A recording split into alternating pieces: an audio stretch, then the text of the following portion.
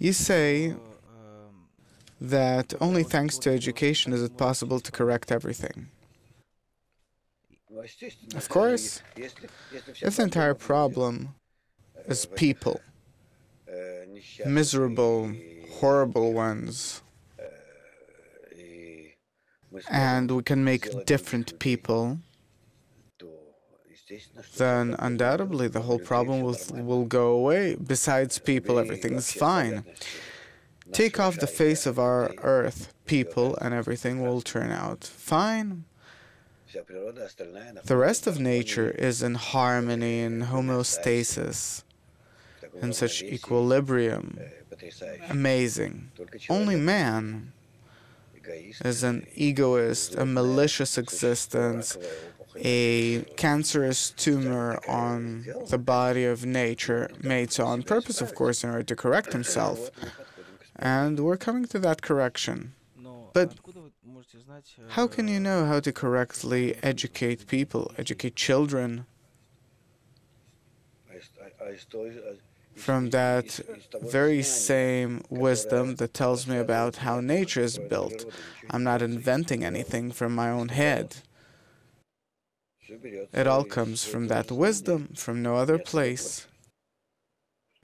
Meaning, of course, nothing is invented here, as opposed to what happens in our world. Each invents his own theories. See how many philosophies, methods, and whatnot.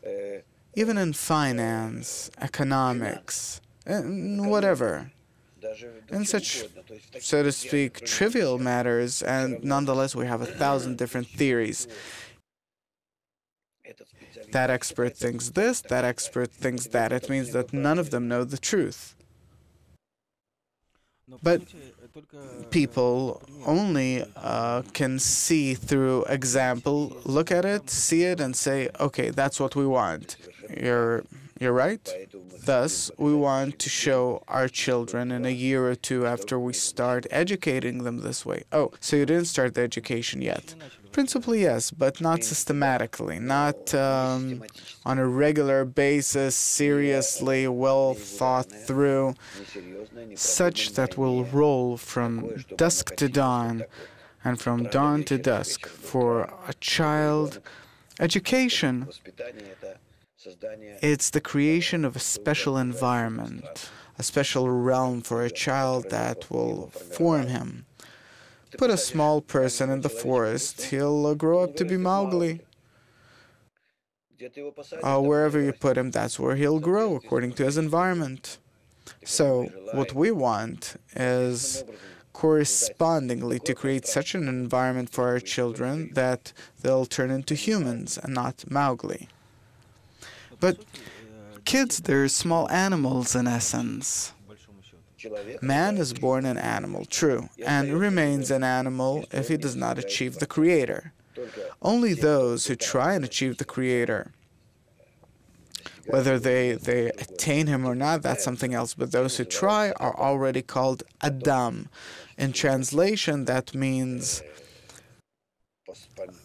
those who are similar in their goal, and all the rest, those who do not accept it as a goal, are not considered humans. They're considered animals because they're ruled by their instincts, and we're actually animals. That's how we're created. Only we're given a point in our hearts that's a special desire if we cultivate it and the right environment, then we can elevate ourselves to the degree of man. If not, we remain on the animalistic degree. And so it says, Kulam kebemet nidmu, all are deemed as beasts.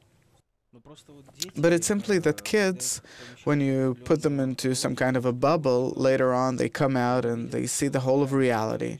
We're not educating them such that they won't be able to coexist with reality. On the contrary, they will understand it very well. They will see everything through.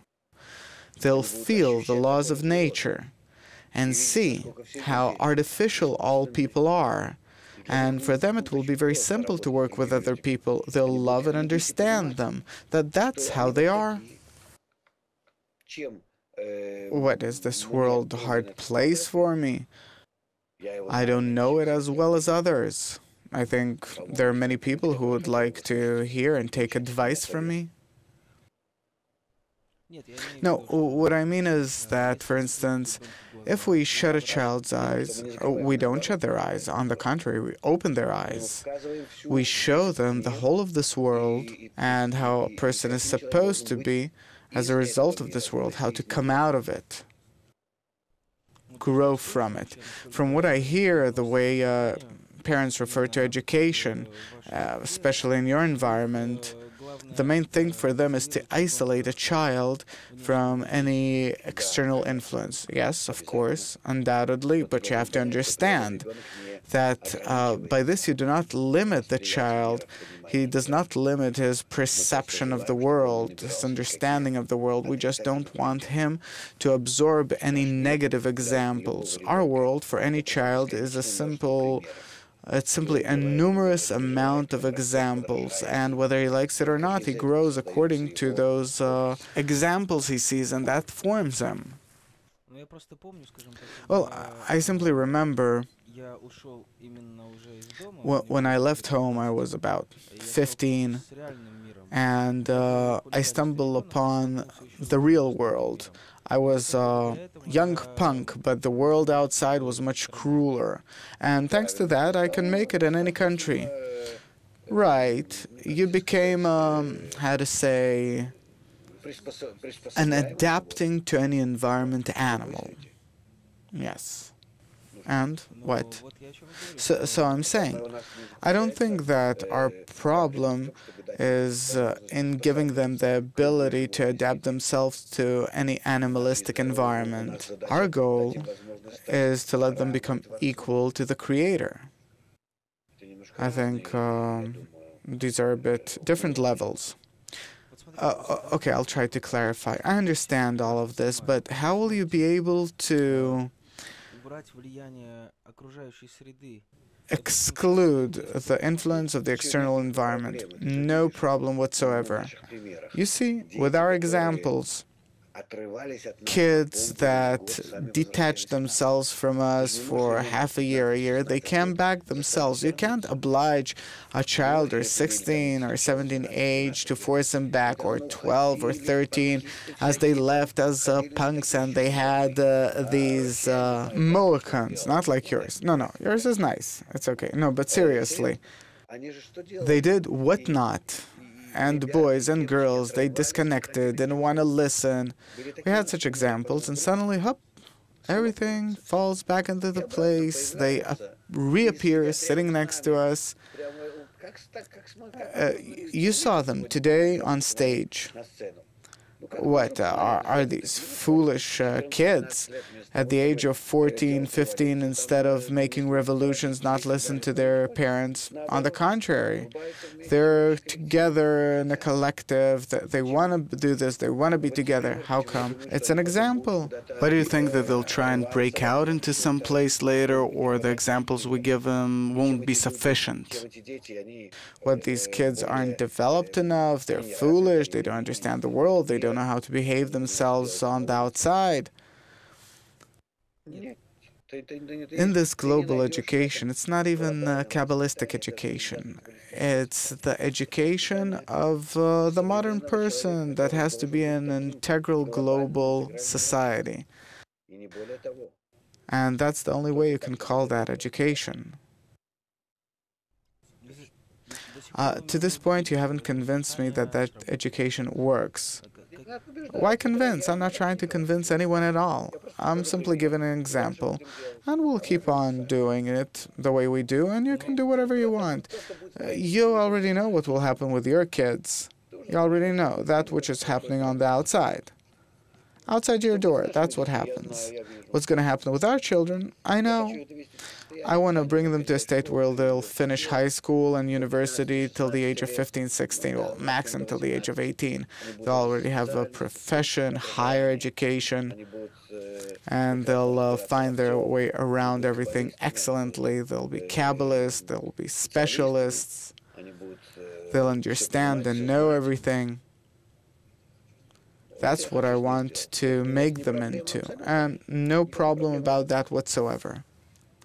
If they study Kabbalah, then it's peanuts for them. All these sciences and everything else, and psychology and the entire approach to life, because they have no problem later to relate, refer, and understand what is history, geography, all those things. It's simply peanuts. A person who starts studying Kabbalah, all the rest, for him, these are small, light subjects. But doesn't it exclude, say, some etiquette, behavior? You want to say that that's what kids outside our circle have? No, where did you find that? What etiquette, what framework, what are you talking about? There, whoever swears better, he is the more educated, better brought up. What etiquettes are you talking about? No, I was also brought up. Stop fantasizing. We're talking about a modern society, and stop with all that English conditioning that no one needs, and people are simply choking on it.